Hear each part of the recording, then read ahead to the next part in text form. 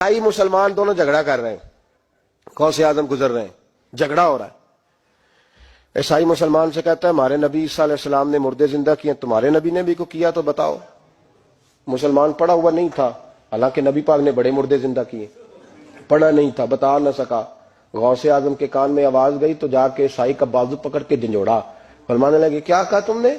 میرے مصطفیٰ نے مردہ زندہ کیا تو بتاؤں؟ فرمایا تو نبی پاک کی چھوڑ، میں غلاموں کا غلام ہوں، میں غلاموں کا غلام ہوں، مجھے بتا کون سا مردہ زندہ کرنا۔ تو چھوڑ حضور کی بات نہ کر، میں غلاموں کا غلام ہوں، مجھے بتا کون سا مردہ زندہ کرنا ہے۔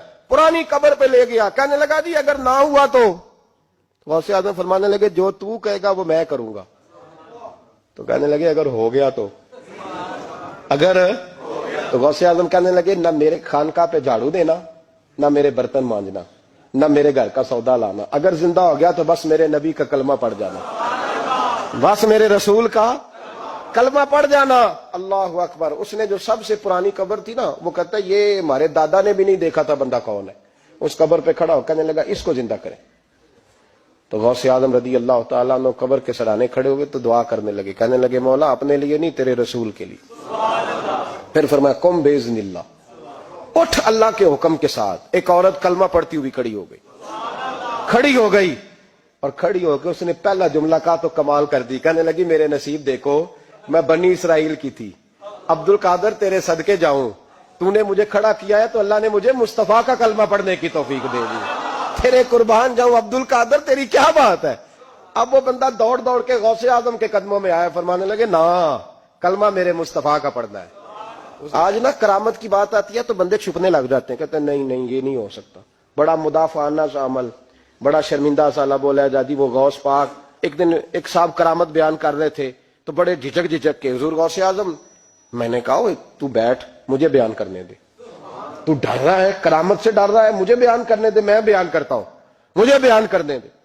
ملا علی قاری علیہ رحمہ نے لکھا ہے، دیگر بہت سارے لوگوں نے لکھا ہے، غوث اعظم خطبہ دے رہے تھے، تقریر کر رہے تھے، اچانک ہاتھ آگے بڑھایا تو یہاں تک ہاتھ بھیگ گیا غوث اعظم کا۔ ہاں کھول کے دیکھے، کھول کے بات کر رہا ہوں، ہاتھ یہاں تک بھیگ گیا۔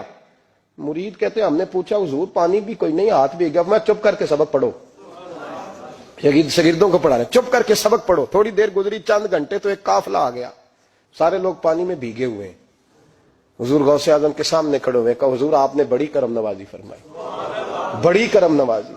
وہ شاگرد کہنے لگے ہوا کیا؟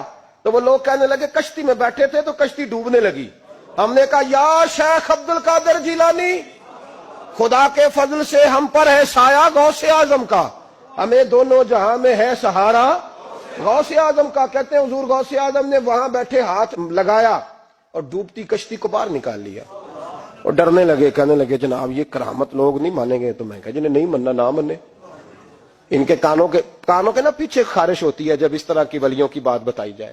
وہ تو حضور غوث اعظم کی بات نہیں مان رہا، پڑھنا سورہ نمل پڑھ۔ حضرت سیدنا سلیمان علیہ السلام اپنے محل میں بیٹھے دربار میں، فرمایا ملکہ بلقیس کا تخت چاہیے۔ تم قرآن نہیں پڑھتے؟ ملکہ بلقیس کا تخت چاہیے۔ تو ایک جن اٹھا، اس نے کہا دربار برخاست ہونے سے پہلے، دربار کے برخاست ہونے سے پہلے، بے شک آپ 5 منٹ میں برخاست کر دیں تخت آ جائے گا، ہزاروں میل دور تھا۔ پتہ نہیں کہاں قرآن پڑھتے ہو تم، بنی اسرائیل کے ولیوں کی کرامتیں مانتے اور نبی پاک کی امت کی باری آئے تو تمہیں خارش ہوتی ہے۔ شرمندہ سا لب و لہجہ، ہمارا لب و لہجہ شرمندہ نہیں، اس لیے کہ ہم تو جیتے اور زندہ ہی ولیوں کے نام کی برکت سے ہیں، ہمارے لب و لہجے میں تمہیں شرمندگی نہیں ملے گی۔ ہم اس طرح بیان نہیں کرتے کہ کوئی کیا کہے گا تو بچ کے جملے۔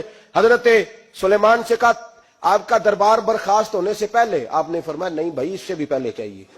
ایک اٹھا، عندہ علم من الکتاب، جس کے پاس کتاب میں سے کچھ علم تھا، پورا علم نہیں تھا اس کے پاس، کتاب میں سے۔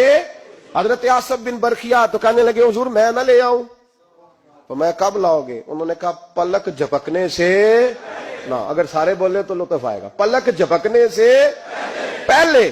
آپ نے فرمایا چل لا کے دکھا۔ پھر آیا کہ نہیں؟ بولے آیا نا۔ حضرت آصف بن برخیا وہاں سے گئے کہ وہیں رہے؟